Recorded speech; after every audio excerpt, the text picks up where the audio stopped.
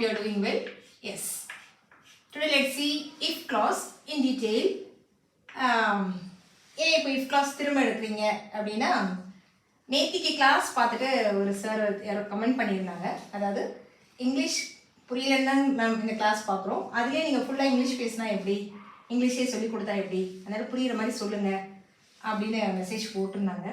So அந்த கமெண்ட்டுக்கான ஒரு ரெஸ்பெக்டாக today let me teach you again if clause Tamil. சரிங்களா? Yes. If you, that is in the type 1 type I am teaching you now. If you dash play well. This play is within a bracket. There is a verb given here. If you dash well, you dash win the match. Okay. So this is the question. Yes.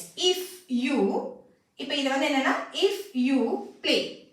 Okay. நம்ம இதுதான் action word தான் எடுத்துக்க போறோம். If you play well. நீங்கள் நல்லா விளையாடினா, ஒருவேளை நல்லா விளையாடினா, okay, என்ன ஆகும்? You will win the match. நீங்கள் மேட்சை வின் பண்ணுவீங்க. ஓகே, இது வந்து ஃபியூச்சரில் நடக்க போகிற விஷயம். இந்த ஆக்ஷன், அதாவது இந்த கண்டிஷன், இதுக்கு பேர் if clause, we call it as condition. இந்த கண்டிஷன் இது நடந்தால் உங்களுக்கு இந்த ரிசல்ட் கிடைக்கும். Got it? Yes. If you play well, you will win the match. ஓகேங்களா? இதான் டைப் 1. எஸ். இந்த இஃப் மாதிரியே அன்லெஸ், இஃப் ஆர் அன்லெஸ், இது ரெண்டுமே என்ன அப்படின்னா கண்டிஷன் கிளாஸ் தான். இது ரெண்டுமே கண்டிஷன் அப்படின்றதுக்கு சொல்றதுக்கு யூஸ் பண்ற வேர்டு தான். ஓகே, ஸோ சம்டைம்ஸ் சென்டென்சஸ்ல அன்லெஸ் இருக்கும். எஸ், இந்த அன்லெஸ் அப்படின்னாலே என்ன அப்படின்னா அப்படின்னும் போது நெகட்டிவ் வேர்டாக எடுத்துப்போம். சரிங்களா? இது வந்து நெகட்டிவ் ஃபார்ம்ல சொல்ற விஷயம்.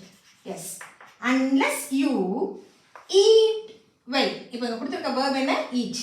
So unless you eat well. Okay? நீங்க நல்லா சாப்பிடலன்னா, you இங்க என்ன கொடுத்திருக்கு? stay இருக்கு. இப்போ நம்ம future tense-க்கு மாத்தும்போது, future கொடுக்கும்போது will